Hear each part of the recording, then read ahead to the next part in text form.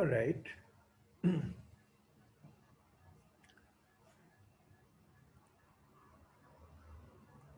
Uh, First of all, we are starting our 10th lecture of parallel and distributed computing. And as usual, I ask you if you have any questions or clarifications for the material we have covered up till now. In the last class, you people mentioned that you need more understanding and elaboration of basic CUDA-C implementation as sir G. Sir वो add atomic add जिस तरह हम use करते हैं उसमें वो error दे रहा है, तो उसे ओवरलोडिंग पे कुछ एरर दे रहा है उसमें ना, G. वो यूज कर रहे हैं वो हो नहीं रहा। ओके। जिस तरह मैंने आपको बताया, for all languages C, C++, CUDA-C, you must always get the habit of referring to the basic manual और reference data. उससे क्या फ़ायदा होता है कि जब आप उसको रेफ़र करते हैं तो बाज़ निटी ग्रिटी डिटेल, जैसे मैंने आपको जब कहा कि हमने मेमोरी अनलॉक करना है, तो हमारा मेन एम तो ये था कि हमने एक नाम देना है और एक साइज़ देना है। अब मगर अब उसमें बात क्या है कि साइज़ जो है वो बाइट्स में होगा, तो ऊपर साइज़ की कैलकुलेशन इन बाइट्स की। फिर जो नेम है उसके साथ एड्रेस का एंड परसेंटाइल लगेगा, तो एंड उसके साथ लगाया। इसी तरह उसके बाहर क्योंकि डबल पॉइंटिंग ऑफ वेक्टर्स है तो वाई डबल स्टार ब्रैकेट में डाला। ये तफसील लैंग्वेज का जो रेफरेंस पॉइंट है वो आपको हमेशा प्रोवाइड करती है। जब भी आप कोई स्टेटमेंट यूज करते हो उसके फॉर्मेट, उस फंक्शन के कॉल, उसके डेटा टाइप की तफसील हमेशा उसका रेफरेंस मैनुअल देता है। आप CUDA-C की जहाँ ये सारी डिटेल दी हुई है, आपको आदत होनी चाहिए कि हर वक्त आप उसको वहाँ से कंसल्ट करो बारीकी को, ऐसे पॉइंट जब आपको नजर आए। मोस्ट प्रोबेबली आप इस केस में भी आप देखिए कि क्या उसके जो आप वेरिएबल यूज कर रहे हो उस वेरिएबल के साथ आपका रेफरेंस मैनुअल कह रहा है कि आपको यहाँ एड्रेस का एंड डालना है या नहीं डालना है। दोनों केसेस में आप उसके मुताबिक उसको यूज करो, और एक जगह आपने वो एड्रेस देना है और कॉमा करके दूसरी जगह जो इनपुट उसको फीड करनी है वो देना है। ठीक, और इस तरह आप उस रेफरेंस मैनुअल के मुताबिक उसको यूज करें तो वो आपको सही वो देगा। अब अगर उसको आपने एड्रेस के ट्रांसफर करने में, यानी आप ऊपर से एक डाटा ले रहे हो और इधर इस्तेमाल कर रहे हो, अगर उसके इस्तेमाल करने में आपने वो पॉइंटर को के जरिए से वो डाटा सही ट्रांसफर नहीं किया, फिर आपको एरर आ सकती है। तो ये आप एरर के ये वाले एस्पेक्ट्स को लैंग्वेज के एंगल से इसको देखिए। अगर आप फिर भी फिगर आउट नहीं कर सकते तो फिर जब आपकी लैब होगी तो हम आपको आपके will go through your code और आपको स्पेसिफिक जगह पे आपकी उस एरर को हाईलाइट कर देंगे। But this is the way, जब ओके आपको ये सर। असाइनमेंट दी जाए तो इनको फिगर आउट करने की यू मस्ट गेट, मैं आपको चाहता हूँ कि आप you should get into the habit of referring these manual data of the language. ये थोड़ी सी हैबिट हमें बिल्ड करनी चाहिए। ओके, अदरवाइज फिर लैब के दौरान we look through okay sir. Your code and जी सर, गाइड वो यू। बुक वगैरह में जो जैसे देखा है ना, जी जी।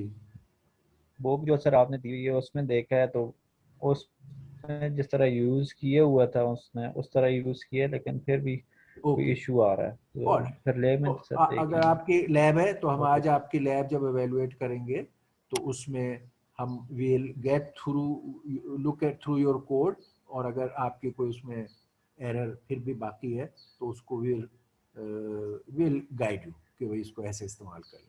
ठीक है, जी सर। Okay, alright. ओके। अच्छा, और एनी अदर क्वेश्चन? ओके, अच्छा, अब हम हमारा नेक्स्ट टॉपिक है कन्वोल्यूशन, 1D और 2D कन्वोल्यूशन।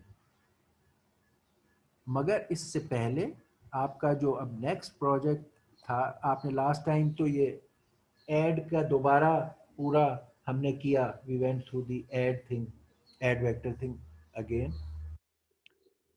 लेकिन आपको जो अगला प्रोजेक्ट है वो अब ऐड वेक्टर वगैरह जो थे 1 डायमेंशनल थे, अगला प्रोजेक्ट आपका 2 डायमेंशनल है, जो आप अब कर रहे हो नेक्स्ट। उसमें मैंने आपको सारे 2 डायमेंशन में 1 डायमेंशन वाले प्रॉब्लम को जब 2 डायमेंशनल में किया तो मैंने आपको पिछले लेक्चर्स में 2 लेक्चर्स में ये तफसील बताई कि किस तरह जब 1 डायमेंशनल प्रॉब्लम 2 डायमेंशनल हो जाता है तो उसमें क्या क्या हमारे चेंजेस हो जाते हैं। कि हमने कहा कि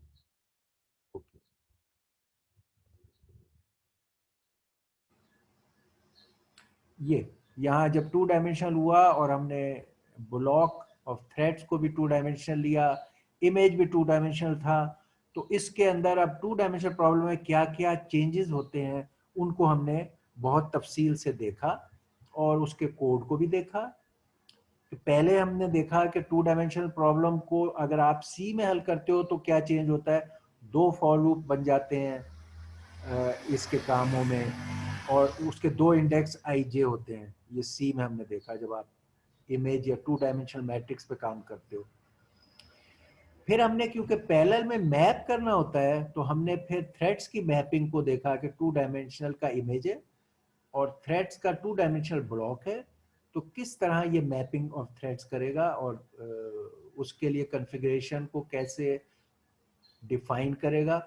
तो हमने वो कॉन्फ़िगरेशन के डिफाइन करने का तरीका 2 डायमेंशनल में बताया कि कर्नल को लॉन्च करना हो तो 2 डायमेंशनल में डिम ब्लॉक डिम ग्रिड को कैसे डिफाइन करना है और यहाँ पे स्टेट करना है, और ये फंक्शन कॉल है आपकी कर्नल की। इसी में हमने ये भी आपको बता दिया कि जो 1 डायमेंशन से 2 डायमेंशन पे गए, हम 1 डायमेंशन का प्रॉब्लम लास्ट टाइम भी पूरा डिस्कस किया, तो किस तरह हमारे ये जो साइज था, साइज इन बाइट्स आप कैलकुलेट करते हो, इस पे क्या तब्दीली आ गई, 1 डायमेंशन के बाद 2 डायमेंशन हो गए तो ये अब खाली एन की जगह एम इंटू एन हो गया।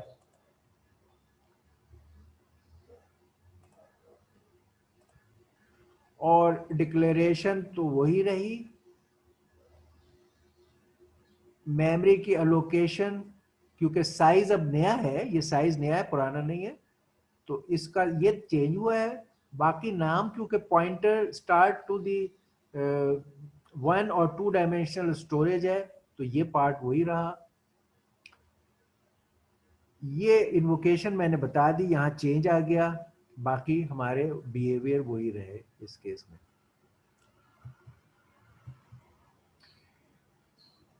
जब हमने कर्नल का कोड लिखा तो उसमें ये 2 तब्दीलियां आई। अब हमारे 2 तब्दीलियां आई, एक ये कि जो मैपिंग थी अब वो ब्लॉक ऑफ थ्रेड से मैपिंग हो रही है, तो 2 डायमेंशनल मैपिंग हो रही है। पहले जब हमने अरे लिखा था तो सिर्फ आई था और उसमें हमने डॉट एक्स इस्तेमाल कर लिया था, डॉट वाई भी कर सकते थे, डॉट एक्स भी कर सकते थे, क्योंकि एक ही डायमेंशन थी तो हमने डॉट एक्स एक्स डायमेंशन में अरे को कर लिया। अब 2 डायमेंशनल है, 2 फॉर लूप को रिप्लेस हम कर रहे हैं। सी में यहाँ 2 फॉर लूप थे, अब हम 2 फॉर लूप को कर रहे हैं, 2 इंडेक्सेस को मैप करना है। इसलिए अब यहाँ पर 2 फॉर लूप की जगह ये 2 इंडेक्स आई और जे लिए, क्योंकि आई हम रो के लिए इस्तेमाल करते हैं और वो वाई एक्सिस में है हमारे थ्रेड्स के, तो यहाँ डॉट वाई किया, और जे के लिए हम dot x. You could use the names otherwise, और आप ख्याल रखते कि कौन सा रो के लिए है कौन सा को, तो वो भी ठीक था। हमने ट्रेडिशनली जो रो के लिए आई और इसके लिए इंडेक्स जे होता है हमने वो इस्तेमाल किया। फिर हमने ऐड ऑफ मैट्रिसेस था तो सी में हमने एड ऑफ मैट्रिसेस यही किया कि अगर ये दो फॉर लूप ऊपर लिख लिए हैं तो हम ये कहते हैं कि हर ए का हर एलिमेंट बी के हर एलिमेंट में ऐड और सी की उसी लोकेशन पर डाल दें। ये हमने सी में इस तरह किया था। यहां मैंने आपको बताया कि यहां एक तब्दीली ये है कि क्यूडा सी दो इंडेक्सेस वाली पॉइंटिंग को नहीं समझता और क्यूडा सी को जिस तरह मेमोरी में स्टोर चीज वन डायमेंशनल हुई हुई होती है रो बाय रो, क्यूडा सी को उस शक्ल में हमें इंडेक्स देना पड़ता है। सिंगल इंडेक्स इस कैलकुलेशन को ट्रांसलेट करके देना पड़ता है। ये एक्सेप्टेबल नहीं है क्यूडा सी। तो उसका मैंने आपको तरीका बता दिया कि आप उसके लिए ये तरीका है कि किस तरह ये टू डायमेंशनल इंडेक्स को वन डायमेंशनल इंडेक्स में कन्वर्ट कर सकते हैं। और वो यही है कि पहला इंडेक्स अगर ये मैट्रिक्स है और इसका आई जे है तो हम पहले इंडेक्स को इस मैट्रिक्स की रो विड्थ से मल्टीप्लाई करें। जो भी रो विड्थ है, हमारे केस में अगर m इंटू एन थी तो ये n होगी, अगर l इंटू एम है तो ये m होगी। जो भी रो की विड्थ है उस रो की विड्थ को रो की तादाद से मल्टीप्लाई करेंगे तो ये उतनी रोज क्रॉस करके यहां तक पहुंच जाएगा यहाँ। और फिर उसमें offset column offset of that row add करेंगे तो हम उस नंबर पे पहुंच जाएंगे लीनियरली। तो हम ये करेंगे कि ये आई जे को आई इंटू रो विड्थ प्लस जे करके एक इंडेक्स बनाएंगे और ये यूज होगा। क्यूडा सी ये इंडेक्स पहचानता है और ये नहीं पहचानता, इसलिए ये काम हमें एक इजाफी काम करना होता है। ये हमने सीखा। इसको यूज करते हुए हमने कहा कि अगर हम यही कि अगर एक इमेज था जिसको हर एलिमेंट को ट्वाइस करके आप आउटपुट में डाल रहे थे, तो बजाय इस तरह कहने के ये कि हम कहते डी पी इन आई जे की वैल्यू को डबल करो और डी पी आउट आई जे पे राइट कर दो, ये एक्सेप्टेबल नहीं था। तो अब हम इसको इस तरह कहेंगे D P in I into N. यहां पर मैट्रिक्स की विड्थ n है, ये n बाय n मैट्रिक्स थी या m बाय n मैट्रिक्स थी तो n है। तो विड्थ रो विड्थ को i से मल्टीप्लाई किया प्लस j, ये सिंगल इंडेक्स बनाया इधर भी और इधर भी, और हर वैल्यू को हमने कहा ट्वाइस करके उधर डालना था। ये काम था वो वही रहा। तो ये हमने कर लिया था। फिर मैंने आपसे कहा कि जो काम हमने 1D अरे पे किए थे वो सारे काम अब आप 2D अरे पे कर सकते हैं। फर्क क्या हो गया? वो सिंगल वहां फॉर लूप था, सिंगल इंडेक्स की मैपिंग थी। यहाँ इसमें सी में दो फॉर लूप क्योंकि चाहिए होते तो यहाँ दो इंडेक्स की मैपिंग है। और ये translate of I J into a single index है। ये दो चेंजेस अगर हम करें तो जो कुछ हमने आई के लिए किया था, अरे के लिए किया था वन डायमेंशनल, वो सब कुछ आप टू डायमेंशनल अरे के लिए कर सकते हैं। उसकी मैंने आपको पहले ही जब मैं वन डायमेंशनल का बता रहा था तो वो चीज़ें वहां पर भी मैंने जिक्र कर दी। वो सारे काम लाइक एक तो वो वाले काम जो पहले हमने किए थे, add subtract multiply by constant element wise multiply dot product, वो सारे काम हम कर सकते हैं टू डायमेंशन में भी। ऑल दोज जॉब्स जो हमने 1D में किए थे वो यहाँ पे अभी दोबारा लिस्टेड नहीं है, वो सब काम 2D में भी कर सकते हैं आप। जो हमने उसमें किए थे वो ये थे सारे, में भी वो ये थे, वो हमने ये किए थे। एडिंग ऑफ एक था add subtract and multi element wise multiply, element wise, चलो मैं एलिमेंट वाइज, ये हमने 1D में किया था दो अरेज को। यही सारे काम आप टू डायमेंशनल वाले में भी कर सकते हो, एलिमेंट वाइज मल्टीप्लाई। और ये फिर हमने वहां पर किया कि किसी भी अरे को एक कांस्टेंट नंबर उसमें ऐड करना या सब्ट्रैक्ट करना या मल्टीप्लाई करना, जैसे k इंटू ए, वो यहाँ भी कर सकते हो टू डायमेंशन में भी। कि अगर आउटपुट आपकी है सी और आपका इनपुट था मैट्रिक्स ए, तो आपने एक कांस्टेंट से मल्टीप्लाई का मतलब हर एलिमेंट से मल्टीप्लाई। ये काम भी मैट्रिक्स में भी कर सकते हो। वहां पर क्या किया था आपने, ये काम किया था ए और प्लस माइनस मल्टीप्लाई, जो भी ये plus minus multiply b is equal to c. ये काम हम मैट्रिक्स में कर सकते हैं, ये काम भी मैट्रिक्स में कर सकते हैं। फिर adding the elements of an array, यहाँ adding the elements of a matrix, यहाँ पे वो एटॉमिक यूज होता है जो आपका एडिंग द एलिमेंट्स। फिर इसी तरह हमने डॉट प्रोडक्ट लिया था दो अरेज का, यहाँ दो मैट्रिसेस का डॉट प्रोडक्ट आप लोगे। उसी तरह एलिमेंट वाइज मल्टीप्लाई पैरेलल में करोगे ये वाला, और फिर उसकी समिंग जो यहाँ पर है ये सम वाला, ये आप एटॉमिक से करोगे तो ये भी हो जाएगा। यहाँ एटॉमिक यूज होगा, इसके सेकंड पार्ट में एटॉमिक यूज होगा, और सब कुछ जो वन डायमेंशन किया था वो यहाँ भी आप कर लोगे। इसी तरह वन डायमेंशन में आपको मैंने बताया था थ्रेशोल्ड, स्मूथिंग भी बताए थे। थ्रेशोल्ड, हिस्टोग्रामिंग, स्मूथिंग ये भी 1D में सिखाए थे। ये सब कुछ आप 2D में भी कर सकते हो, सिवाय इसके कि अब आपके थ्रेड की मैपिंग बदल गई, आपकी calculation of number size of bytes बदल गए, आपकी इंडेक्सिंग की ट्रांसलेशन फ्रॉम 2 to 1 करने का काम आपको एडिशनल करना पड़ गया। अदरवाइज सब कुछ ऐसा ही रहा। इसमें जैसे हमने थ्रेशोल्डिंग में वहां बताया था कि 2 लेवल भी हो सकती है और मल्टी लेवल 4 लेवल भी हो सकती है, वो उसी तरह लेवल्स आपके थ्रेशोल्ड के ये थ्रेशोल्ड यहाँ 4 लेवल थ्रेशोल्डिंग दिखा रहे हैं कि अगर पिक्सल, अब इमेज में वहां तो बल्कि हमने वैल्यूज दूसरी भी ले ली थी, अब क्योंकि इमेज है और इमेज ग्रे स्केल इमेज में मैंने बताया था कि पिक्सल की इंटेंसिटी वैल्यूज एक बाइट में होती हैं 0 से लेकर 255 तक। तो यहां पर अब आपकी इसकी वैल्यूज 0 से 255 है ये,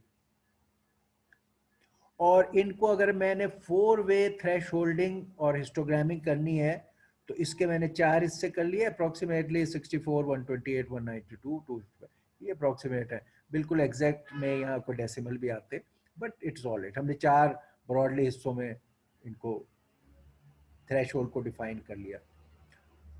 और थ्रेश होल्ड की वैल्यूज इसमें क्योंकि 4 डालनी थी जैसे अरे में थी, यहाँ भी है, यहाँ 2 डायमेंशन कि इस एरिया में अगर आपकी वैल्यू फॉल कर रही है तो 0 0, इस एरिया में फॉल कर रही है तो 0 1, इस एरिया में 1 0, इस एरिया में 1।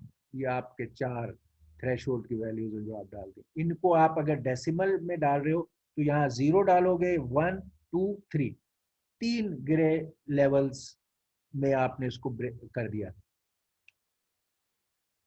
थ्रेशोल्ड। ये उस तरह का चीज हो गई कि आपके जैसे आप नहीं, बॉक्सेस बॉक्सेस बन जाता है, आपका इमेज है और इमेज में बहुत सारे ग्रे स्केल्स हैं, 256 ग्रे स्केल है, 255 कोई, आप उनको ये 4 कलर्स में कर देते हो तो जैसे वो डब्बा डब्बा नहीं से बन जाती है कि बस 4 ही लेवल्स हैं। जैसे 2 लेवल हैं तो खाली ब्लैक एंड वाइट आपके रहेंगे, और 4 लेवल तो 4 लेवल ऑफ ग्रे आपके बन जाएंगे। तो इस तरह आपने इसकी 4 हिस्सों में थ्रेशोल्ड कर दिया। हिस्टोग्रामिंग में हम इन 4 रेंजेस में ही रिप्लेस नहीं करते बाय सम वैल्यू, हम काउंट करते हैं कि इस रेंज में कितनी वैल्यूज हैं, इस रेंज में कितनी वैल्यूज हैं, इस रेंज में कितनी वैल्यू, तो वही टेस्ट करते हैं थ्रेशोल्ड का कि किस रेंज में है, और उसके लिए हर रेंज के लिए हमने एक काउंटर या बिन रखा होता है और उसको इंक्रीमेंट कर देते हैं, काउंटर या बिन। अगर इस रेंज में तो इसको इंक्रीमेंट करेंगे, इसको इंक्रीमेंट करेंगे, इसको इंक्रीमेंट करेंगे, इसको इंक्रीमेंट, ये हिस्टोग्रामिंग है। ये क्योंकि एक ही काउंटर या बिन का वेरिएबल है जिसमें हर थ्रेड इंक्रीज करना चाहेगा, इसलिए ये काम भी एटॉमिक से होगा, एटॉमिक ऐड से या एटॉमिक इंक्रीमेंट से, ये वाला काम। ठीक, ये काम जो है थ्रेशोल्ड का, ये पैरेलल में हो सकता है, हर थ्रेड अपनी लोकेशन को देख रहा है, टेस्ट कर रहा है और अपनी लोकेशन में चेंज कर रहा है जो कि डिफरेंट है हर थ्रेड की। तो ये काम पैरेलल में होगा, इसको आप एटॉमिक में नहीं करेंगे, इसको एटॉमिक करेंगे तो यू लूज एफिशिएंसी। ये वाला काम क्योंकि ये 4 काउंटर हैं, बहुत सारे थ्रेड एक हर काउंटर में आएंगे, तो हर काउंटर की अपनी एडिशन बाय थ्रेड्स एटॉमिक से होगी, क्योंकि यहाँ काउंटर को रीड करेगा, उसको मॉडिफाई करेगा और स्टोर करेगा, और एक ही काउंटर में ये काम कई थ्रेड कर रहे होंगे, तो ये एटॉमिक से होगा। फिर मैंने आपको स्मूथिंग का भी बताया था। स्मूथिंग का मतलब है तो वैल्यू को एवरेज करना, अपनी वैल्यू अलोंग विद नेबर्स की वैल्यू को ऐड करके एवरेज कैलकुलेट करना। ये स्मूथिंग में था, वो यहाँ भी आप करोगे कि 2 4 8, इसके अंदर अब नेबर्स, वहां पर तो सिर्फ 2 नेबर हो सकते थे अरे में, ईस्ट एंड वेस्ट। इसमें आपके पास बहुत चॉइस है, 4 नेबर भी हो सकते हैं, इनफैक्ट 6 का भी ऑप्शन होता है, 8 का भी। तो 4 2 भी हो सकते हैं, ईस्ट वेस्ट सिर्फ 2 नेबर से एवरेज करना है। 4 ईस्ट वेस्ट नॉर्थ साउथ 4 से करना है। 6 में इसके अलावा डायगोनल के 2 एलिमेंट्स ले लेते हैं, 8 में दोनों डायगोनल्स के एलिमेंट्स ले लेते हैं। तो अगर आपने 8 नेबर वो करना है स्मूथिंग, तो आपको ये आई जे के लिए ये 8 जो इसके नेबर हैं, ईस्ट वेस्ट नॉर्थ साउथ, फिर ये north east north west south east south west, ये वाले नेबर्स भी शामिल करने होंगे। इसके अंदर आपको सिर्फ ये पहचानना है how to identify these neighbours with respect to i j. मैंने आपको ये 4 के लिए बताया था और आपसे कहा था कि आप ये जो डायगोनल के हैं इन्हें भी लिख सकते हैं। तो मुझे लेट से अगर ये आई जे है, तो ये जो डायगोनल का एलिमेंट है, इसके क्या इंडेक्स होंगे मुझे बताएं। somebody should tell me इसका इंडेक्स क्या होगा जी। इस नेबर का इंडेक्स बताएं स्मूथिंग के लिए।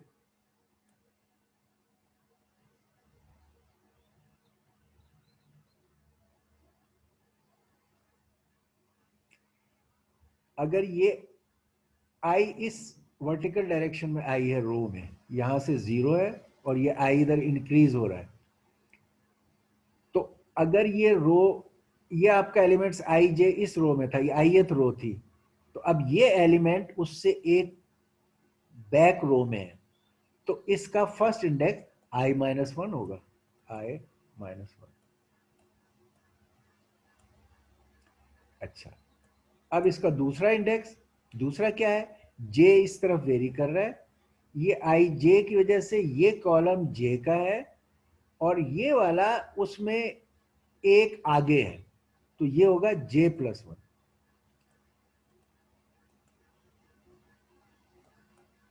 इंडेक्स। तो अगर ये ए आई जे था, तो ये ए i-1 j+1 होगा।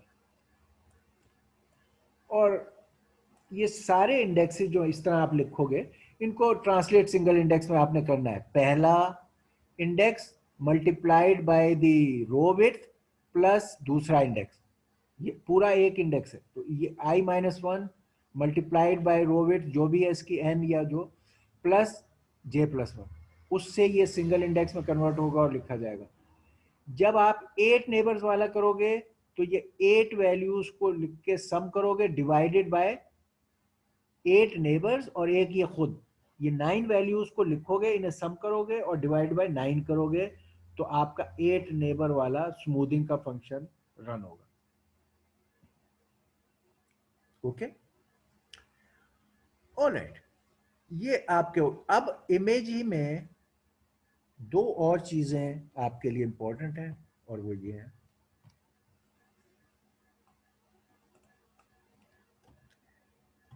ये आपको इमेज के इसमें हमने अपने प्रोजेक्ट में भी दे रहे हैं और अदरवाइज भी, कि आप इमेज की ब्राइटनेस कंट्रोल और कंट्रास्ट कंट्रोल कैसे करो। जैसे आपका टीवी और ये चीजें होती हैं, पहले ये मैनुअल थी, अब वो यही वाले काम काफी हद तक हेल्प विद ऑटोमेशन भी है, मगर ब्राइटनेस और कंट्रास्ट हम कंट्रोल करते हैं।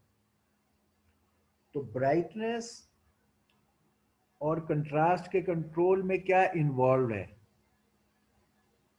हर पिक्सल की एक वैल्यू है, जो मैंने आपसे बताया पिक्सल की values between 0 to, grey scale है तो 0 टू 255 हर पिक्सल की वैल्यू होती है। उसको intensity level, pixel intensity level कहते हैं। तो किसी एक इमेज में ये जो इंटेंसिटी लेवल है पिक्सल्स का,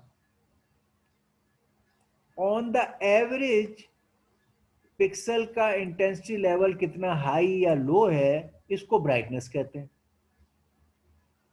तो आपने अगर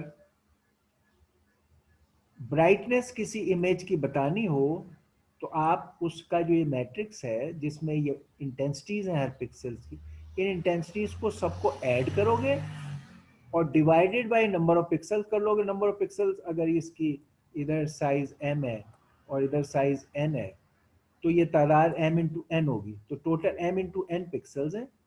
और हर पिक्सल की जो वैल्यू है, जैसे आपने सम ऑफ द अरे किया था और अभी मैंने आपको बताया आप sum of the elements of this matrix करोगे, तो आपको टोटल इंटेंसिटी इन सब की मिल जाएगी divided by m into n। तो आपको एवरेज इंटेंसिटी जो मिलेगी दैट इज द ब्राइटनेस। तो मैयर करने के लिए brightness, you find average of the pixel intensities, सारे पिक्सल्स की वैल्यू को सम करो और उसे डिवाइड करो by the number of pixel, average निकल आएगा। दैट इज ब्राइटनेस का लेवल, ब्राइटनेस लेवल। अगर आपने ब्राइटनेस कंट्रोल करनी है, इमेज की ब्राइटनेस को कंट्रोल करना है, ब्राइटनेस कम या ज्यादा करनी होती है, जैसे आप रोटेट करते हो किसी कंट्रोल को और आप ये स्लाइड करते हो और ब्राइटनेस कम ज्यादा करना चाहते हो, तो उसके लिए क्या करना होगा? आपको एवरेज इंटेंसिटी वैल्यू चेंज करनी होगी। अब average intensity value change parallel में आप कैसे कर सकते हो कि आप हर पिक्सल की जो एग्जिस्टिंग इंटेंसिटी वैल्यू है इसमें कोई नंबर ऐड कर दो सब में। अगर सब में ऐड करोगे तो ओवरऑल एवरेज बढ़ जाएगा। ठीक, कि आपकी पहले पिक्सल की वैल्यू अगर 10 थी तो आपने इसमें 5 ऐड कर दिया, 15 हो गया। दूसरे की वैल्यू जो थी वो 37 थी, तो उसमें भी 5 ऐड कर दिया, तो ये 42 हो गई, और इसी तरह। तो ये हर एक में एक कांस्टेंट नंबर ऐड करना, जो हम के ऐड करने की बात नहीं कर रहे थे जो आपने सीखा, वो ऐड कर दो तो उसकी average value by that amount बढ़ जाएगी। तो ब्राइटनेस लेवल आपने कंट्रोल कर लिया। अगर कम करना है तो एक फिक्स नंबर बी या के उसमें सब्ट्रैक्ट कर दो। तो इंटेंसिटी को कंट्रोल, ब्राइटनेस को कंट्रोल करने के लिए add a constant number to all pixels और subtract a constant number from all. उसे मैयर करने के लिए कि क्या वैल्यू है, find the average of all the pixel values. इसमें जब आप ये कंट्रोल के लिए ऐड या सब्ट्रैक्ट करेंगे तो इसमें एक इशू आएगा। कई दफा आपका पिक्सल वैल्यू ऐसा है कि फर्ज करें 255 है, 255 नहीं चले 250 है, अब इसमें आपने ऐड किया 10 सपोज कांस्टेंट, तो ये तो 260 बन गया। अब एक बाइट की वैल्यू में 260 आ ही नहीं सकता। इनफैक्ट 260 आप डालोगे तो वो जो इसका कैरी आउट फॉल हो चुका होगा, ये रैप अराउंड होके एक छोटी सी वैल्यू बन जाएगी, मे बी के कोई 8 9 या ऐसी कोई वैल्यू बने, तो ये बहुत बड़ा एरर हो जाएगा। इसी तरह अगर आप सब्ट्रैक्शन की तरफ गए, आपकी पिक्सल की वैल्यू थी 7 और आपने -10 किया, जब आप डिक्रीज कर रहे हो तो आंसर -3 बनेगा। अब -3 तो इसमें आप डाल नहीं रहे हो, ये तो अनसाइंड नंबर्स यहाँ डाले हुए, -3 की इसमें जगह ही नहीं है। तो -3 रैप अराउंड होके अगेन एक बिल्कुल एब्सर्ड नंबर, बहुत बड़ा नंबर यहाँ आ जाएगा। ठीक है, तो इसको अवॉइड करने के लिए आप यहाँ पर एक लिमिट, मैक्सिमम और मिनिमम का बाउंड रखोगे कि जब भी ऐड करने से आपकी वैल्यू 255 से ऊपर जाए तो आप उसकी जगह 255 लिख दो, ताकि बस वो थोड़ा सा एरर ही रहे। मगर ग्रॉस एरर ना हो जाए, और जब सब्ट्रैक्ट करने से 0 से नीचे जाएं तो आप वहां 0 डाल दो। ये इसका बाउंड आपने डालने हैं। अब कंट्रास्ट, कंट्रास्ट है कि आपके जो ये इंटेंसिटी वैल्यूज है आपके पिक्सल्स की, तो अगर आपने बताना है कि भाई कंट्रास्ट की रेंज क्या है, तो आप इन वैल्यूज में सारे पिक्सल्स में फाइंड करो what is the highest value maximum and what is the lowest value minimum.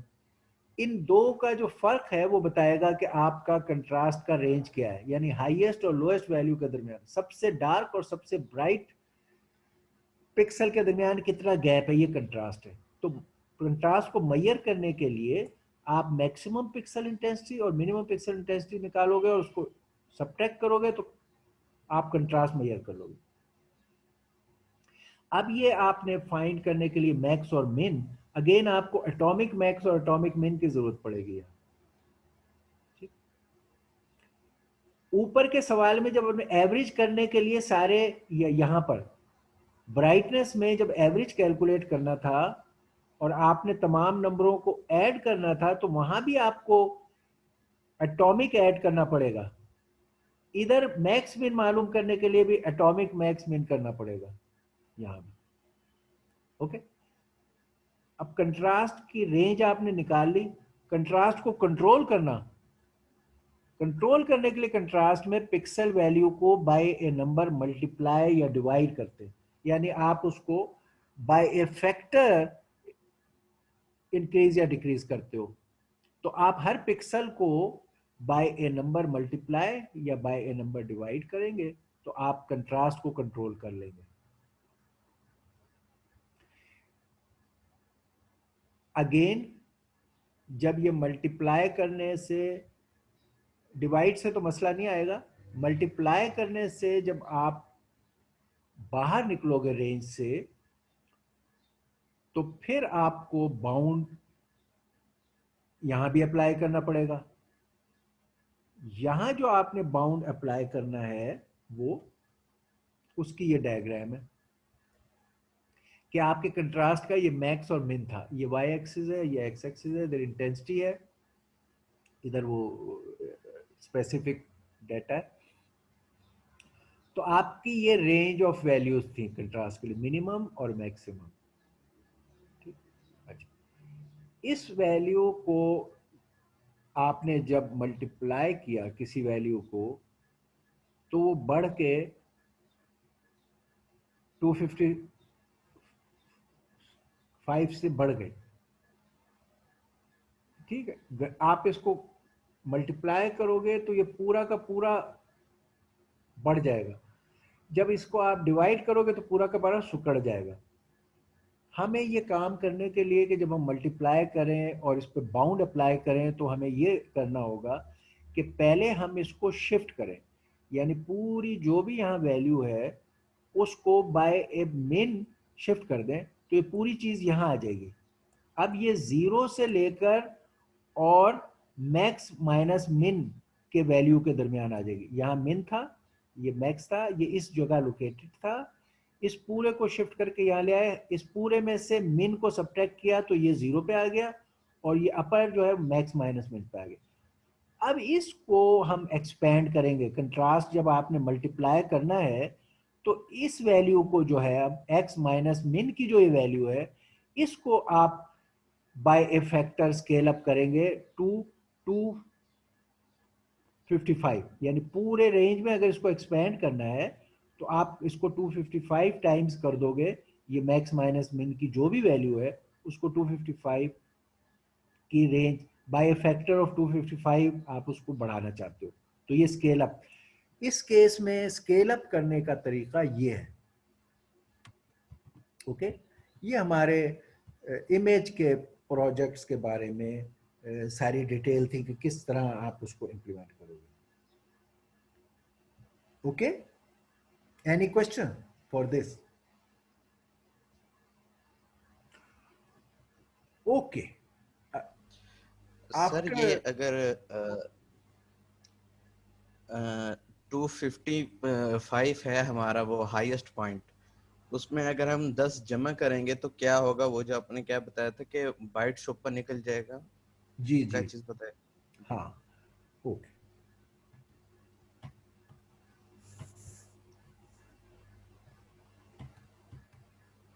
यहाँ वो ये है, आपका एक बाइट, एक पिक्सल जो है वो एक, उसकी वैल्यू एक 8 बिट बाइट में है, पिक्सल की वैल्यू, हर पिक्सल एक 8 बिट के बाइट का है। अच्छा, 8 बिट के बाइट में हमारी पिक्सल की वैल्यूज रेंज कर सकती हैं, 8 बिट में डाटा फ्रॉम 0 टिल 255 अकोमोडेट हो सकता है 8 बिट में, ठीक है।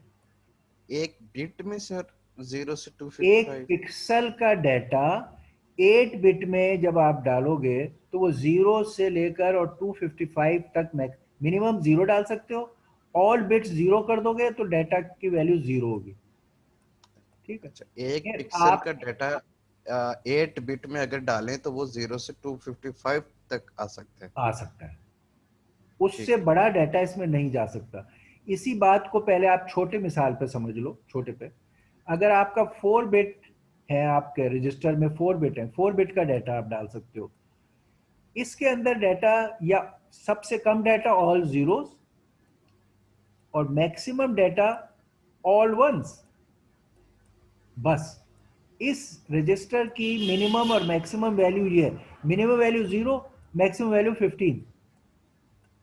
अब आपसे कोई कहे ओके इसके अंदर राइट 16, अब 16 का बाइनरी वैल्यू क्या है, 16 1 0 0 1 0 0 0 0। अब ये रजिस्टर का साइज ये है, जब आप इसमें 16 लिखना चाहोगे, यानी 15 में लेट्स से आप 1 ऐड करो, वो बन जाएगा 6, तो ये रजिस्टर का साइज तो 4 है, अब इसका ये जो ये 1 है ये तो फॉल आउट कर जाएगा, ठीक है, ये लॉस्ट हो जाए, और वहां पर अब आपका लिखा जाएगा 0, तो 16 की बजाय 0 लिखा। इसी तरह 17 की जगह आपने 1 लिख दिया, तो जब आप 15 में 1 या 2 ऐड कर रहे हो और आप ये चेक ना करो, तो यहां पर जब आपने 15 में 1 ऐड किया, जैसे हम कह रहे हैं ना वहां ऐड कर रहे हैं आप, 15 में आपने 2 ऐड किया, अब आप चाह रहे थे कि इसकी ये वैल्यू 17 हो जाए, वहां पर क्या हो गई वैल्यू, 15 प्लस 2 17 का मतलब है 1 0 0 0 1, वहां पे 1 स्टोर हो गया क्योंकि खाली 4 बिट थे, 4 बिट में तो वो 1 रह गया, एक ये 1 जो बाहर था ये तो फॉल आउट कर गया, ये रैप अराउंड हो गया, फॉल आउट कर गया, बहुत बड़ा एरर हो गया कि 17 की जगह 1 लिखा गया। इसकी बजाय आपने कहा जब कभी ऐसा सिचुएशन हो कि मेरी वैल्यू ऐड करने के बाद 15 से ऊपर जा रही हो, तो फिर आप उसको 15 ही लिख दो, ठीक, ताकि एरर सिर्फ इतना होगा कि ये 2 का एरर रहेगा, एटलीस्ट 15 तक की बात तो सही रहेगी। यही काम नीचे जब आप सब्ट्रैक्ट करेंगे और माइनस में जाएंगे तो यही रैप अराउंड का काम वहां हो जाएगा, और ये एक सब्ट्रैक्ट करने से ये 111 हाईएस्ट वैल्यू पे चला जाएगा, तो इसलिए वहां भी जब सब्ट्रैक्ट करने से 0 से नीचे जाए तो वहां 0 डाल दें। ये हम कह रहे हैं बाउंड्स, मैक्स और मिन बाउंड, ठीक है। और वही चीज यहाँ 255 पे भी ट्रू है कि जब कभी सम करने से रिजल्ट 257, 259, 260 होगा, तो वो मेन इसमें डाटा हो सकता है 3 लिखा हुआ आ जाए।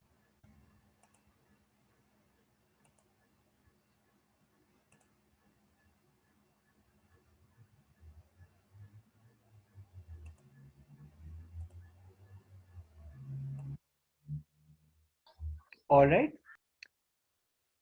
ये बात समझ आ गई जो आपने पूछा था ये सवाल। तो मतलब जब हमारा डाटा अपनी लिमिट से एक्सीड करने लगेगा सम के बाद भी, तो हम उसे क्या कहते हैं चेक लगा देंगे कि अगर ये एक्सीड करने लगे तो इसे वापस दोबारा इसकी लिमिट में ही लगा दो, हाँ, यानी 255 ही उस, कर दो।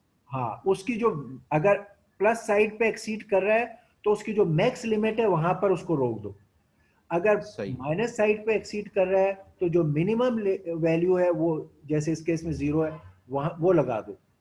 तो उससे क्या होगा कि बाउंड्रीज पर एरर होगी मगर वो लिमिटेड रहेगी, क्योंकि हम यहाँ तो जनरल फार्मूला ये आप कर रहे थे ना कि सारे थ्रेड्स अपनी वैल्यू में वो कांस्टेंट नंबर ऐड कर दें।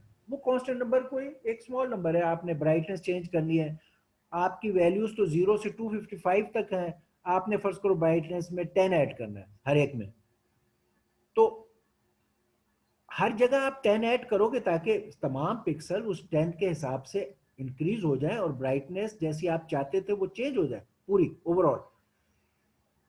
सिवाय कि अगर वो पिक्सल जो पहले ही मैक्सिमम के करीब थे उसमें अगर आप 10 ऐड करोगे तो आपका एरर बहुत बड़ा है, तो आप उसको कहोगे मैं मैक्सिमम पे रोक दूं। यानी अगर आपकी वैल्यू 250 थी और आप 10 ऐड कर रहे थे, तो आंसर सही तो 260 होना चाहिए था, 260 होना चाहिए था।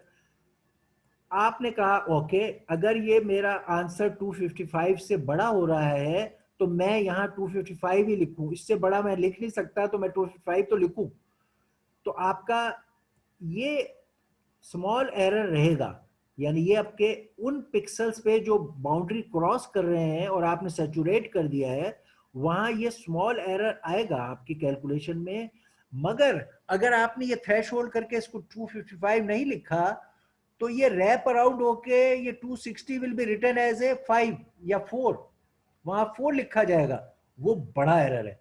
तो एजिस पर एंड पर जो पिक्सल हैं बिल्कुल बाउंड्री के करीब, उनमें आप ये थ्रेशोल्ड या सैचुरेशन का रूल अप्लाई कर रहे हो। ओके, और ठीक है। जिनमें और सर ये जिनमें ऐड और होने ये के बाद विद इन रेंज रहेगा उस पर आपको कोई थ्रेशोल्ड की जरूरत नहीं पड़ेगी। जी आप कुछ कह रहे थे, हाँ बताइए। और सर ये मतलब जो जमा कर रहे हैं वो बाकी नंबरों में जमा होगा, एजिस बिल्कुल। पे वो जमा करने में एक्सीड कर रहा है तो वो मतलब अपनी लिमिट में वापस आ जाएगा। वापस नहीं आएगा बल्कि वो मैक्स पर रुक जाएगा, सैचुरेशन मैक्स हो जाएगी। मतलब अपनी मैक्स लिमिट पर ही रुक जाएगा। बिल्कुल सही है। सही है। ठीक सही। है ना, तो वो चलो।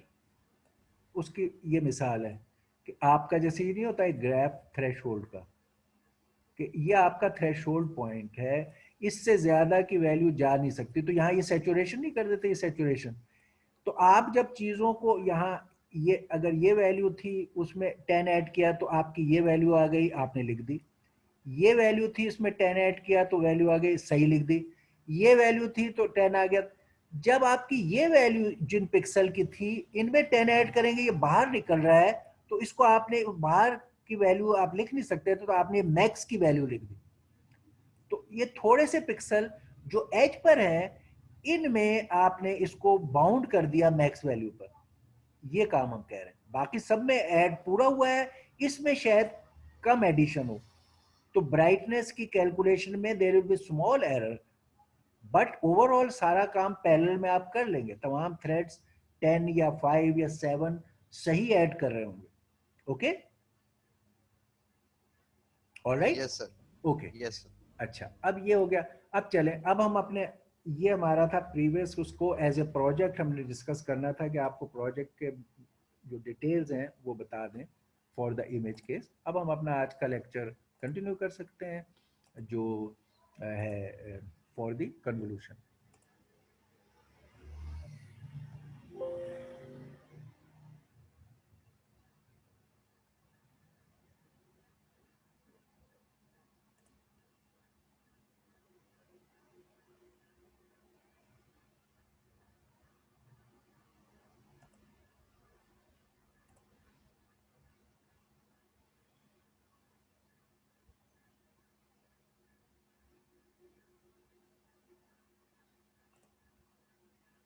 ओके,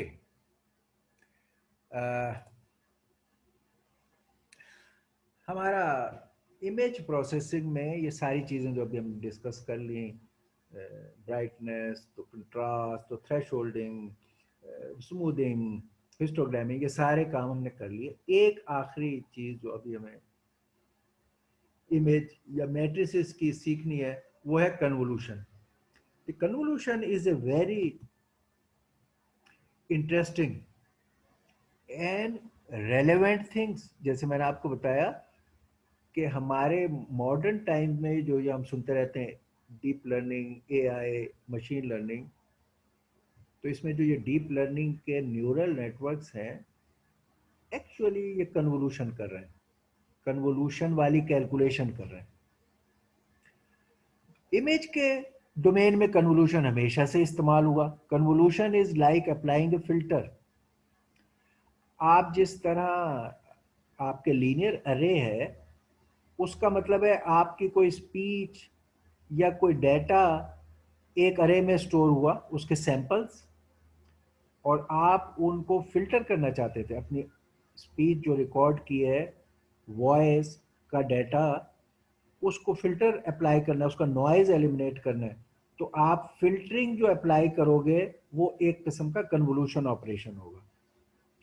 इसी तरह आपका एक इमेज है जो आप ट्रांसमिट कर रहे हो एक जगह से दूसरी जगह, और नॉइस की वजह से उसमें एरर्स आ जाते हैं डेटा में, या उसके नॉइस फैक्टर की वजह से उसकी फिल्टरिंग का काम करना है, तो आप कन्वोल्यूशन करते हो।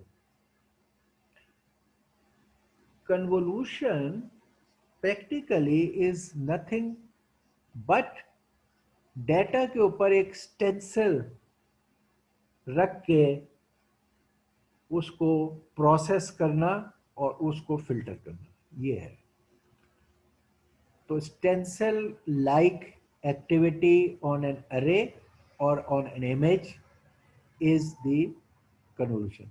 सिग्नल, इमेज, वीडियो को प्रोसेस करने के लिए स्टेंसिल कंप्यूटेशन जो फिल्टरिंग का काम देती है, उसे अप्लाई करना इज कन्वोल्यूशन।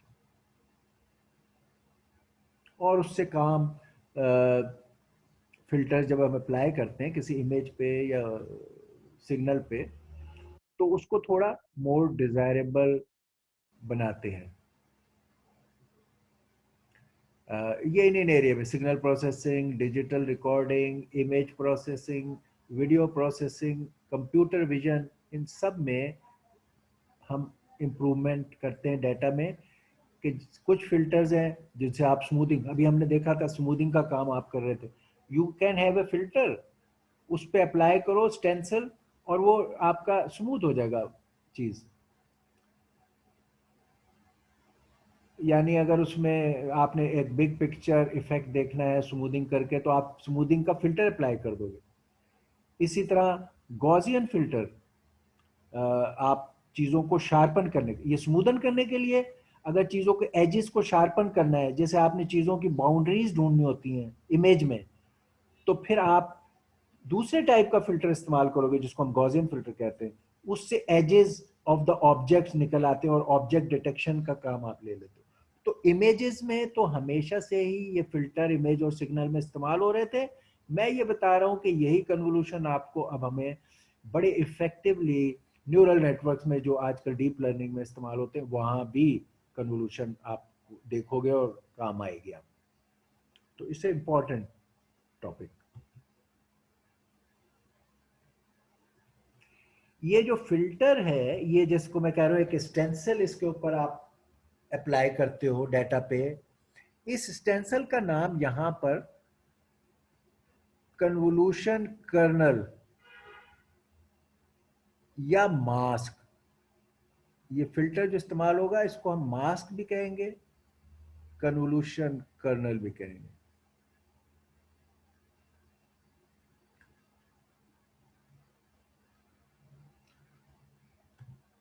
अब ये यूज कैसे होता है,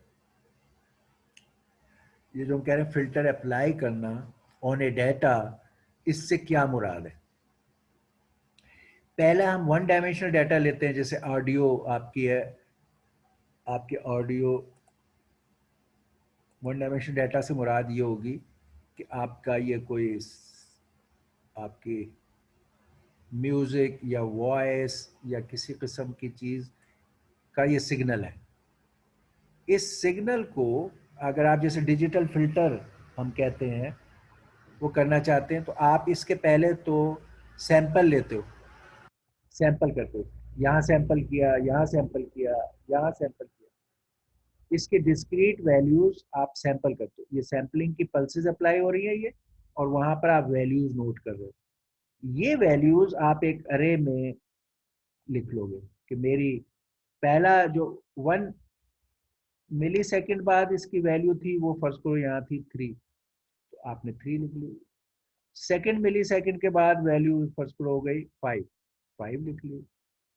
फिर इसकी वैल्यू सैंपल की आपने तो से 7, 7 हो गई।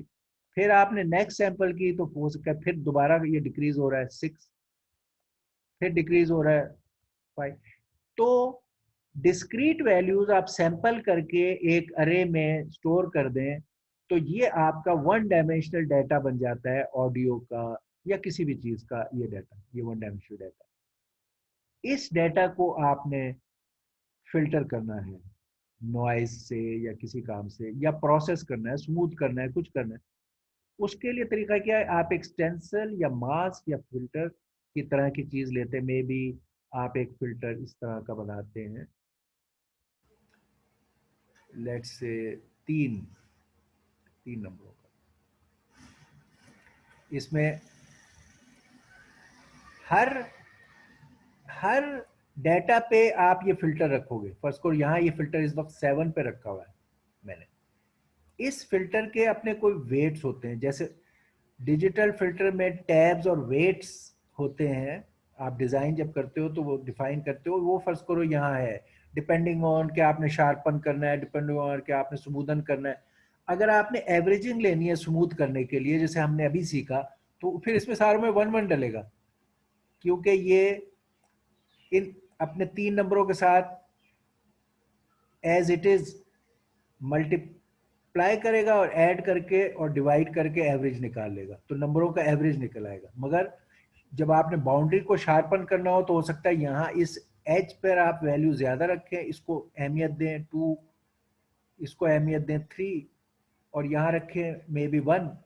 तो यहाँ वेट्स हर नेबर्स को कितना वेटेज देना है वो यहाँ इस फिल्टर में होता है।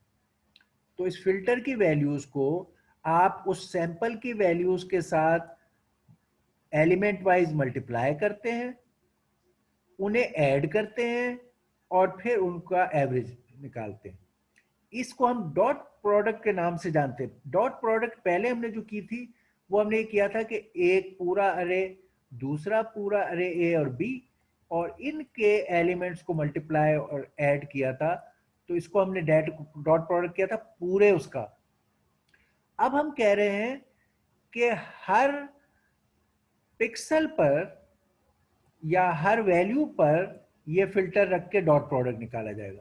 जैसे ये अरे था 3, 5, 7, 6, 5, 3 जो भी ये अरे था, तो आपका ये अगर मास्क ये था 3, 1, 2, ये हर जगह इसको रख के डॉट प्रोडक्ट निकालेंगे। पहले आप इसको यहां रख देंगे, ये वाला 3, 1, 2 का, और इस 3 की वैल्यू इन 3 के साथ डॉट प्रोडक्ट लेके जो आंसर आएगा वो आउटपुट में इस जगह जहां ये फिल्टर रखा है वहां लिख देंगे। फिर इसी फिल्टर को आप अगले लेट से 3 के ऊपर रख दें, यहां रख दें। अब वही डॉट प्रोडक्ट लेंगे और सेकंड पोजीशन में उसका आंसर लिख देंगे, क्योंकि डॉट प्रोडक्ट का आंसर एक स्केलर वैल्यू होता है। फिर आप तीसरे पिक्सल पे रख देंगे। तो इसको कहते हैं फिल्टरिंग या कन्वोल्यूशन, कि आप हर वैल्यू पर एक स्टेंसिल रखते हैं और उसके वेट्स को सैंपल की वैल्यू से डॉट प्रोडक्ट लेते हैं और आंसर को वहां लिख देते हैं। ये है कन्वोल्यूशन। यहाँ 1D में दिखाया है, यही 2D में भी होता है। अब इसको एग्जैक्ट नंबर्स लेकर हम देख लेते हैं पूरी बात। ये आपका वो जो सैंपल्स का अरे है वो ये है, इसका नाम हम n रख रहे हैं।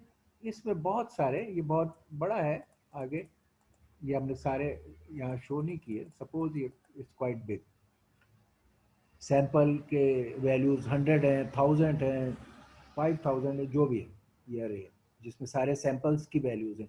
वो डाटा इमेज का या ऑडियो का डाटा की डिस्क्रीट वैल्यूज जिनको आपने फिल्टर या कन्वॉल्व करना है वो इसमें है n में, ये n के एलिमेंट्स हैं, n0 n1 n2 n3 वगैरह, ये वो मास्क है। इस केस में वो फिल्टर या मास्क या वेट्स का जो आपका है स्टेंसर, वो ये है। ठीक, अच्छा, ये मास्क ये थोड़े से इस पिक्चर में ऑफसेट हुए हैं, मैं इनको अपनी जगह पे लिख दूँ।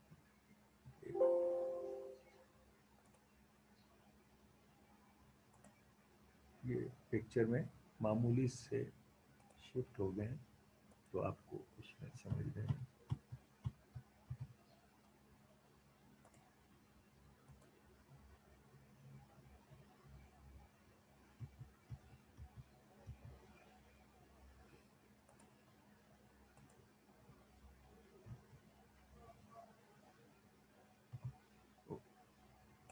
ऑलराइट,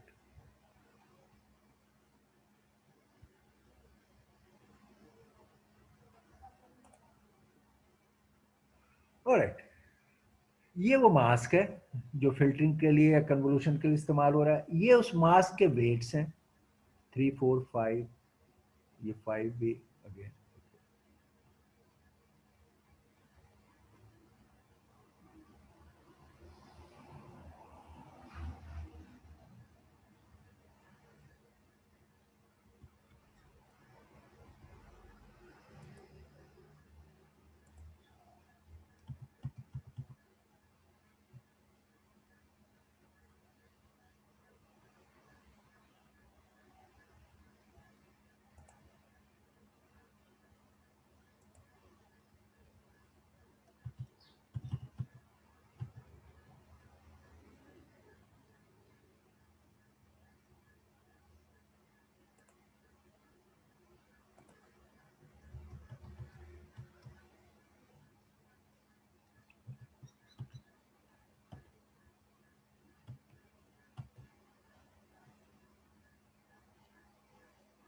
ओके, ऑलराइट, अब ठीक हो गया। अच्छा, तो इसमें जो n में वैल्यूज हैं वो हमने ये लिखी हुई 1 2 3 4 5 6 7 8 9 10।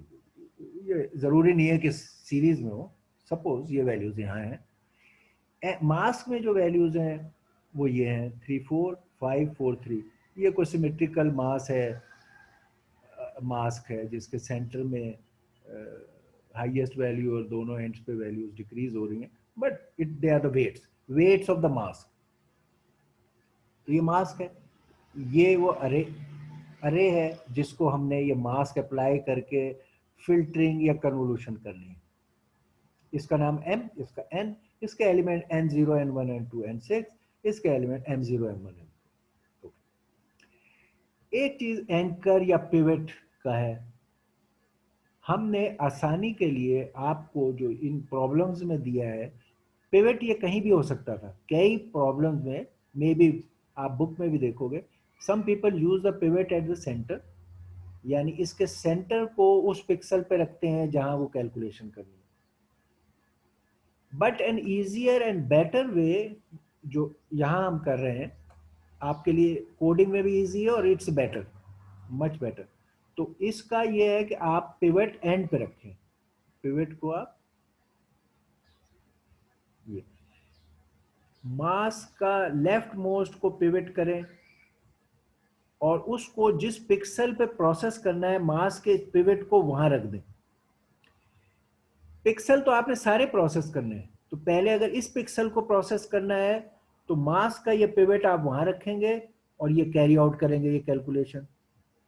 फिर आपने जब इस 2 को प्रोसेस करना है तो ये मास का पिवट फिर आप वहां रखेंगे और वहां से कैलकुलेशन करेंगे, और फिर अगले को प्रोसेस करना है तो ये मास्क पे पिवट हमने लेफ्ट मोस्ट वाले को पिवट रखा है, और ये पिवट जिस किसी पिक्सल को हम फिल्टर करना चाहते हैं या प्रोसेस करना चाहते हैं तो वो पिवट वहां रख देंगे। तो ये पिवट या एंकर है।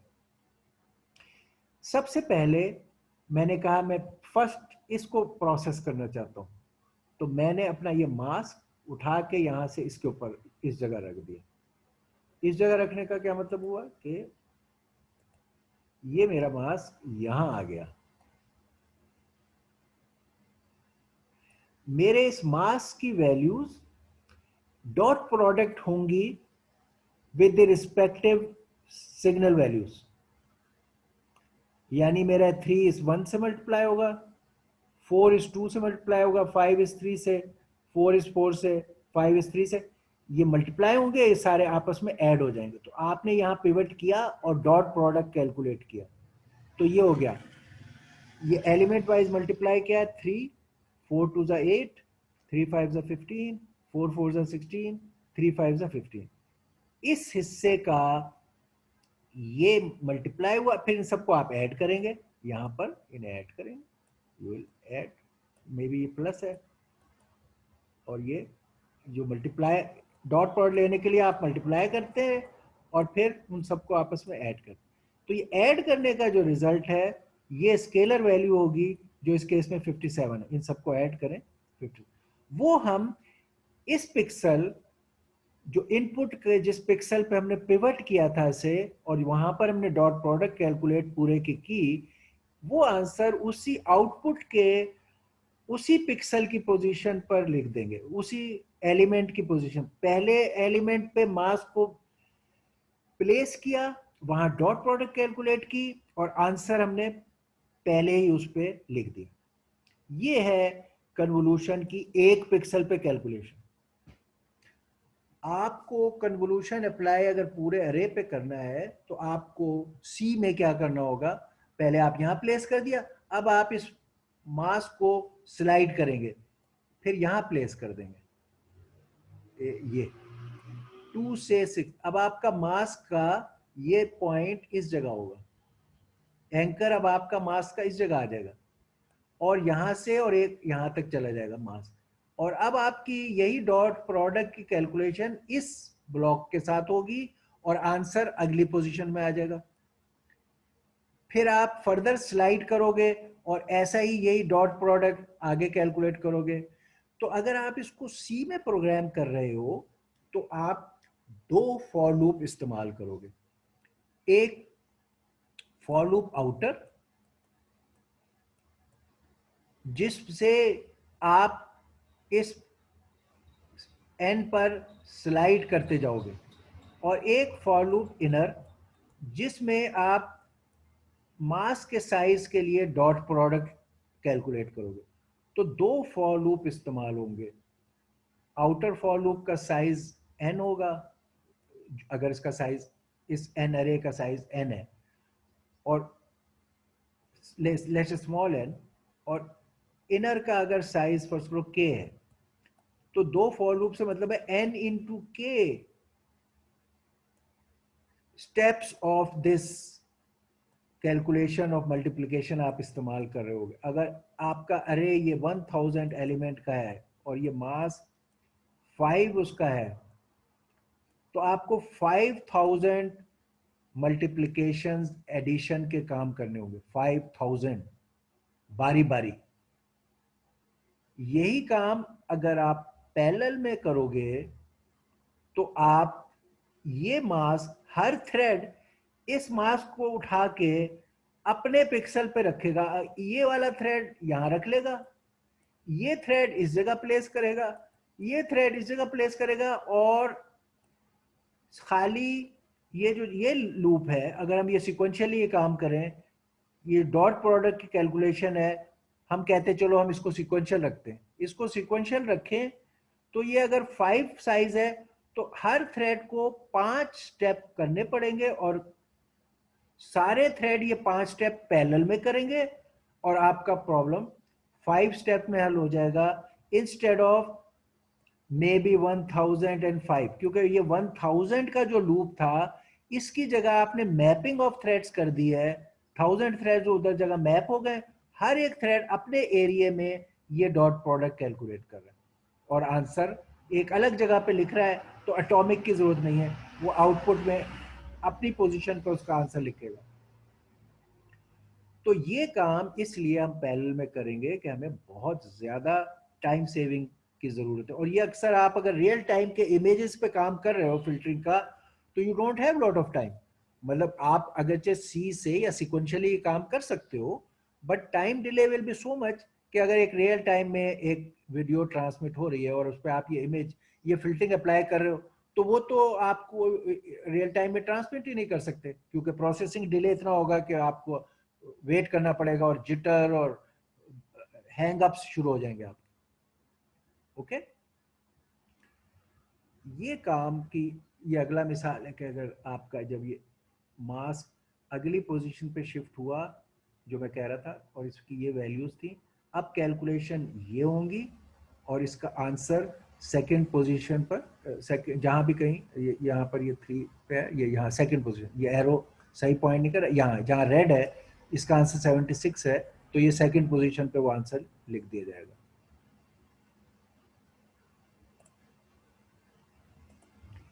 इस जगह मास का एंकर रखा, ये प्लेस हुआ, ये मास्क है, इनके रिस्पेक्टिव मल्टीप्लाई करके डॉट प्रोडक्ट कैलकुलेट हुआ, ये मल्टीप्लिकेशन के आंसर है, इनको सम करके आंसर बनता है 76। ये एंकर सेकंड पोजीशन पे रखा था तो आंसर सेकंड पोजीशन पे 76 लिख दिया, तो ये इस जगह आंसर लिखा जाएगा, ये एरो यहां पॉइंट करेगा, यानी इसको ये भी वही सम करेंगे आप, ये सम है, ये सारे चीजें आपस में सम हो जाएंगी, क्योंकि डॉट प्रोडक्ट में एलिमेंट वाइज मल्टीप्लाई करते हैं, फिर सम करते हैं और फिर ये यहां लिख दें, क्योंकि एंकर आपने इस पोजीशन पे रखा था।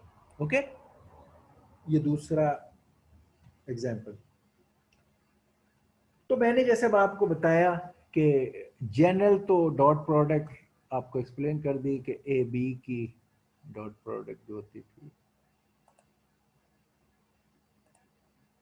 ए बी की ये होती थी कि ए और बी को एलिमेंट वाइज मल्टीप्लाई करें फ्रॉम से 0 to n-1 और उनको सम करें तो डॉट प्रोडक्ट निकलती थी। अब हम डॉट प्रोडक्ट छोटे हिस्से की ले रहे हैं। सी के कोड में एक फॉर लूप आउटर था, एक फॉर लूप के लिए था, और जो मल्टीप्लिकेशन, हाँ अब इसका कोड, पहले सी में इसका कोड देखें समझें। सी में आउटर लूप जो है 0 से लेकर, सपोज ये इस n का साइज स्मॉल n है, तो 0 से n-1 तक आउटर लूप होगा और इनर लूप 0 से k-1 होगा, अगर इसका साइज k है k-1 होगा। और जो आप इधर स्टेटमेंट लिखोगे वो आप कहोगे कि n अरे का i पे पिवट किया हुआ है, तो i प्लस k वाला एलिमेंट जो है उसे मल्टीप्लाई करें m के kth एलिमेंट पे। m का काउंट तो 0 से शुरू होगा हमेशा, लेकिन इसका काउंट अगर i पोजीशन पर ये मास रखा हुआ है तो इसके काउंट i प्लस k होंगे। जहां भी कहीं मास रखेंगे वहां से ऑनवर्ड ये k का शिफ्ट चल रहा होगा, यहां 0 से k का शिफ्ट चल रहा होगा, तो n में इंडेक्स i प्लस k होगा और m में इंडेक्स k होगा। इन दोनों को आप मल्टीप्लाई ऐड करेंगे तो आंसर पूरे लूप चलने के बाद pi पे लिखा जाएगा। इनर लूप के बाद ये आंसर आप pi पे लिखेंगे, फिर आप अगले i पे चले जाएंगे, उसको चलाएंगे और इस तरह ये पूरी कैलकुलेशन करेंगे। ये आपकी कैलकुलेशन हो रही है in a C code, doing this thing using ith index for n and k index for mask और i plus k इसके लिए और k इसके लिए यूज करके ये काम हो जाएगा। ठीक हो गया ये कोड। अब इस कोड को हम कह रहे हैं हम सी में करने की बजाय हम इसको क्यूडा सी में करना चाहते हैं। ठीक है, तो क्यूडा सी में करने के लिए जैसे मैंने आपको बताया कि हमारा आउटर लूप हम बचा लेंगे, यानी हर थ्रेड डायरेक्टली अपने मास को अपनी ith पोजीशन पर रख लेगा। वो काम, आउटर लूप का काम हम मैपिंग ऑफ थ्रेड से कर लेंगे। हाउएवर हमने यहाँ इस वक्त तय किया कि जो इनर लूप है वो छोटा है, तो वो हर थ्रेड उसको सिक्वेंशियली रन कर लेगा। इनर लूप भी हम पैरेलल कर सकते थे, मगर थोड़ी सी कॉम्प्लेक्सिटी आपके कोड की बढ़ती और गेन इतना ज्यादा नहीं था। मास्क का साइज हमेशा छोटा सा होगा, 3, 5 ऐसा। असल मसला ये था कि एक बहुत बड़े अरे पे इस मास्क को बारी बारी अप्लाई करने का मतलब है कि अगर वो अरे का साइज 1000 है तो 1000 का जो लूप है आउटर, वो प्रॉब्लम था। उसको हमने हल क्या किया कि हमने कहा कि सारे थ्रेड्स पैरेलल में अपने अपने एलिमेंट पे मास्क रख के और ये डॉट प्रोडक्ट कैलकुलेट करेंगे। तो अब हमारा ये जो फॉर का आउटर लूप था, वो उसकी जगह ये स्टेटमेंट आ गई, I is equal to the block array की आउटर लूप की जगह मैपिंग ऑफ थ्रेड्स हो गया। और इनर लूप जो के का था कि k from 0 to whatever is mask width या के मास्क विड्थ जो भी है, कि ये इंडेक्स के उसके लिए हो गया। और ये तो इनर लूप सिक्वेंशियल रहा, हर थ्रेड मैप हो गया और उसने ये इनर लूप चलाया। और इनर लूप क्या है कि भाई एन के आई प्लस के की अगर थ्रेड ith पोजीशन पे है तो उस पोजीशन से मास्क ये के लूप के लिए स्टेप्स लेता जाएगा और इधर से एम के की वैल्यू लेगा, उन्हें मल्टीप्लाई करेगा, अकोमुलेट करेगा और आंसर को, क्योंकि ith पोजीशन पे ये कैलकुलेशन कर रहा है ith थ्रेड, आंसर को पी आई में लिख देगा, पी आई। इसके लिए थोड़ा सा पीआई में लिखे और पीआई में अकोमुलेट करता रहे पूरे लूप में, तो ये इस तरह भी कोड चल जाता है। पीआई में ये लिखा और आंसर हो गया, पीआई में पहले एक वैल्यू ऐड की, फिर दूसरी, फिर तीसरी, चौथी, और इस तरह हो गया। आमतौर पर एक सेविंग के लिए डायरेक्टली अरे को इंडेक्स करके हर दफ़ा एडिशन करने की बजाय लोग ये करते हैं कि ये एडिशन का लूप चलाया और जो फाइनल आंसर पी वैल्यू का बन गया उसको पीआई में कॉपी कर दिया। ये एक सेविंग का है, but you could write P I है। ये वो कंडीशन है कि अगर अरे से आपने जब थ्रेड से ब्लॉक बनाते हैं और बाज़ दफ़ा एक्स्ट्रा थ्रेड्स उसमें मौजूद होते हैं, तो हम कहते हैं यार वो वाले थ्रेड्स काम ना करें, तो वो ये वाला है, इफ़ आई प्लस के, यानी कोई भी थ्रेड अपने इंडेक्स में जब के ऐड करेगा और वो बाहर की तरफ निकल जाएगा, तो हम उस वक्त ये काम ऐड का नहीं करेंगे। तो अब जब कह रहा है आई प्लस के इज लेस देन इमेज की विड्थ, इमेज का या अरे की जो पूरी विड्थ है, जब भी कभी उससे बाहर निकलेगा तो हम ये एडिशन का काम नहीं करेंगे। इसका क्या मतलब हुआ? इसके लिए वो वर्ड गोस्ट सेल का इस्तेमाल करते हैं। गोस्ट सेल, गोस्ट सेल क्या है?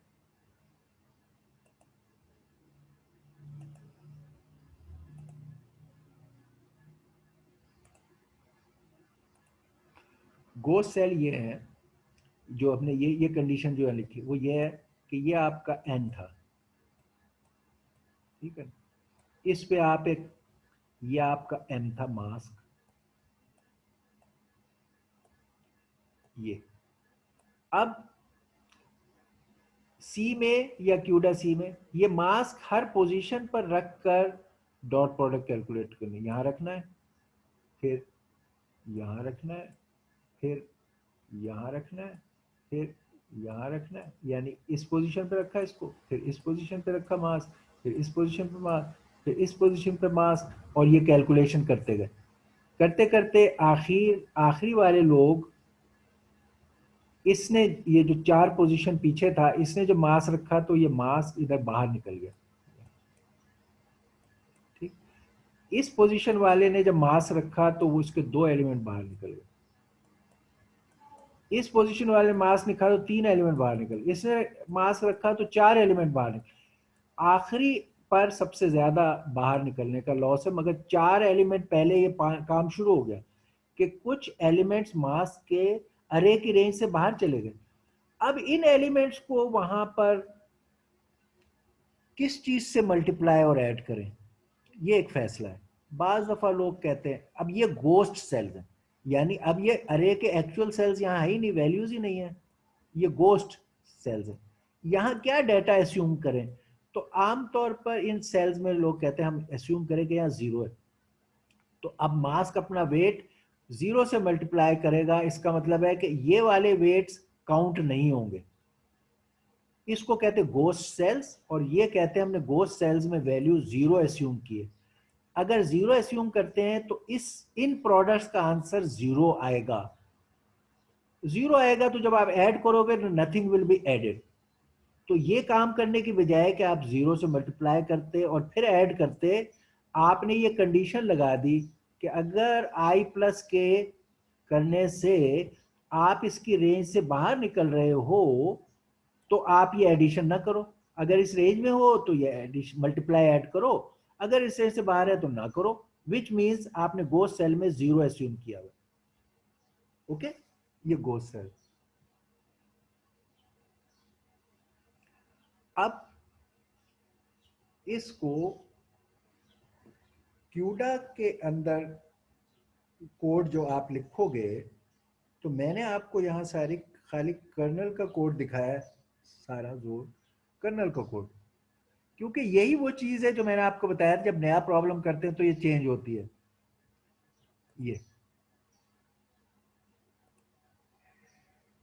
ये वो हिस्सा है जहां फंक्शनैलिटी नहीं डलती है, ये मैंने आपको दिखा दी।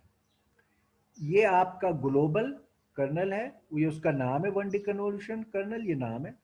इसमें आपने पैरामीटर्स में n, अच्छा हमने रखा है कि यार वही नाम इस्तेमाल करें, तो हमने कह दिया dn, dm और dp, ये इनपुट, ये मास्क, ये क्योंकि डिवाइस में चलने हैं तो मैंने यहाँ नाम, इनके नाम कुछ भी हो सकते थे, मगर हमने कहा हम यूनिफॉर्मली होस्ट वालों के लिए HN, HM और HP इस्तेमाल कर रहे हैं। इस एग्जांपल में डिवाइस के लिए DN, DM, DP कर रहे हैं, इसलिए हम यही नाम यहाँ इस्तेमाल कर रहे हैं।